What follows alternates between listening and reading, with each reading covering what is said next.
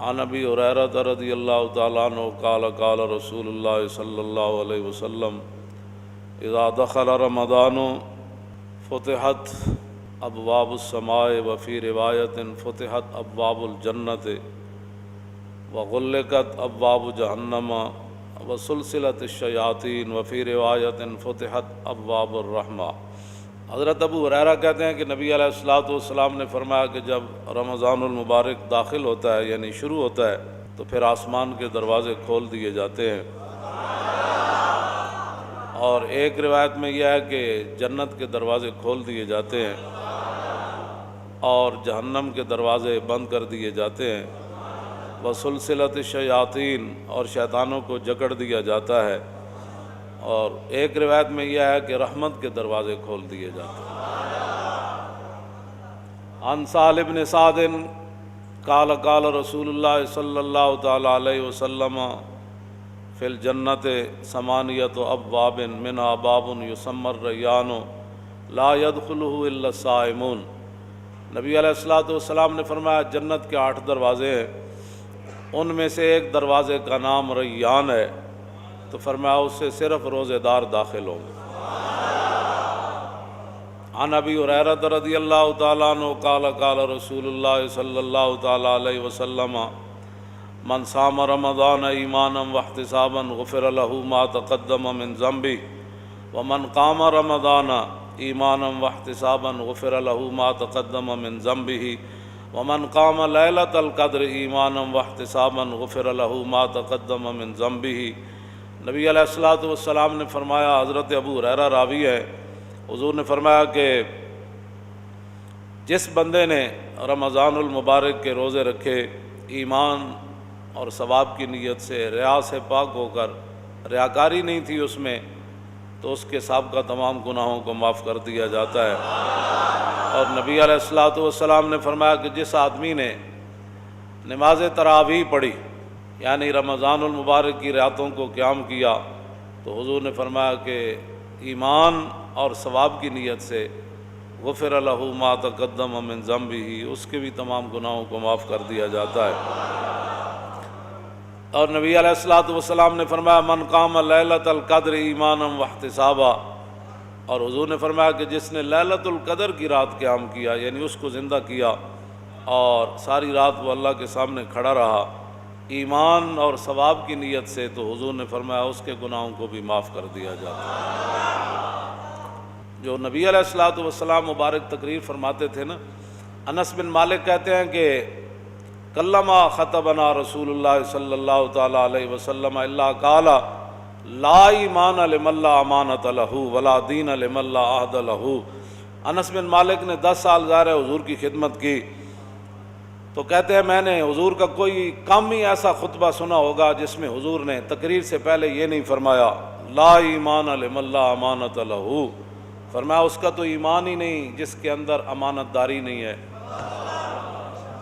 کلمہ، بہت کم ایسا کوئی خطبہ ہوگا جس خطبے کے شروع میں حضور نے یہ نہیں فرمایا کہ لا ایمان لمن لا امانۃ لہ۔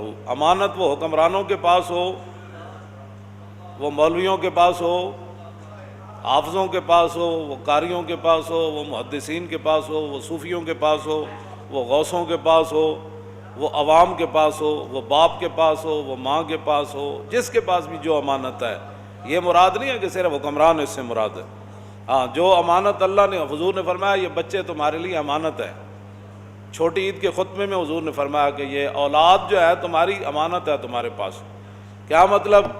دین کی طرف لگانا، کل اس امانت کے بارے میں بھی تم سے پوچھا جائے گا۔ حضور نے فرمایا لا ایمان لمن لا امانۃ لہ، اس کا تو ایمان ہی نہیں جو امانت دار نہیں، ولا دین لمن لا عہد لہ، اور فرمایا جو وعدے کا پاسداری نہیں کرتا اس کا تو دین ہی کوئی نہیں۔ انجاب حضور کا خطبہ کیسے ہوتا، آگے ذرا تھوڑی سی میں تاکہ وضاحت اور کر دوں۔ عن جابر ابن عبداللہ قال کان رسول اللہ صلی اللہ تعالی علیہ وسلم اذا خطب احمرت عیناہ وعلا صوتہ واشتدت غضبہ کانہ منذر جیش یقول سبحکم ومساکم۔ جابر بن عبداللہ کہتے ہیں کہ جب نبی علیہ الصلوۃ والسلام خطبہ ارشاد فرماتے، حضور تقریر فرماتے، تو حضور کی مبارک آنکھیں سرخ ہو جاتی، تقریر تو وہ ہوتی ہے. پھر اور کیا ہوتا؟ وَعَلَىٰ صَوْتُهُ، حضور کی آواز مزید بلند ہو جاتی.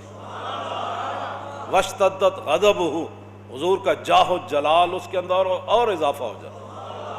جیسا کہ نبی علیہ الصلوۃ والسلام ایک ایسے لشکر سے ڈرا رہے ہیں کہ جو لشکر صبح حملہ کرنے والا ہے یا شام کو حملہ کرنے والا ہے. ایسی تقریریں جس سے قوم جو ہے وہ پہلی بھیڑ ہے تو اور اس کو بھیڑ بنا دیا جائے.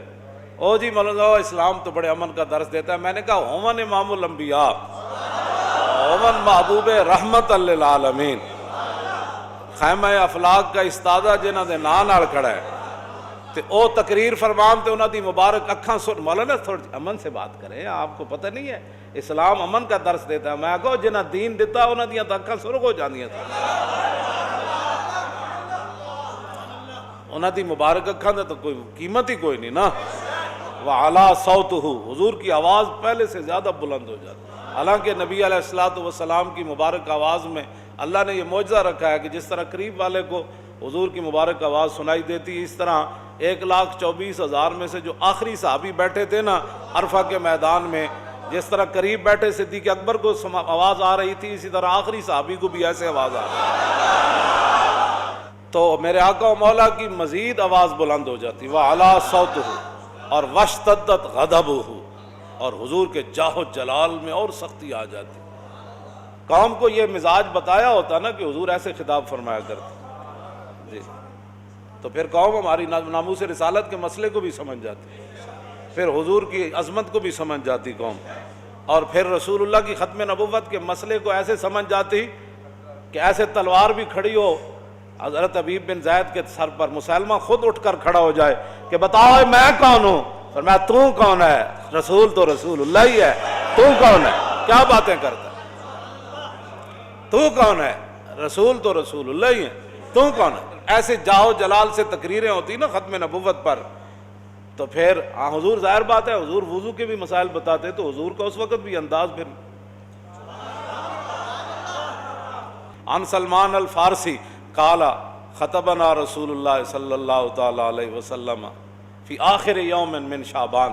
حضور نے، سلمان فارسی کہتے ہیں کہ حضور نے شعبان کے آخری دن یہ ہمیں خطبہ ارشاد فرمایا. کیا فرمایا؟ فقال یا ایھا الناس قد اظلکم شہر عظیم شہر مبارک شہر فیہ لیلۃ خیر من الف شہر. شعبان کی آخری تاریخ کو حضور نے ہمیں خطبہ ارشاد فرمایا. تو اس خطبے کا انداز بھی تو یہی ہوگا نا، قد اظلکم شہر عظیم، ہاں جی شہر مبارک.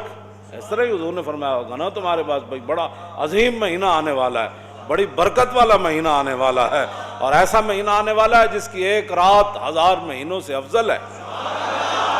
جعل اللہ صیامہ فریضۃ وقیام لیلہ تطوعا. حضور نے فرمایا اللہ نے اس کے روزوں کو فرض کیا اور رات جو ہے نماز تراویح پڑھنا یہ میری سنت ہے.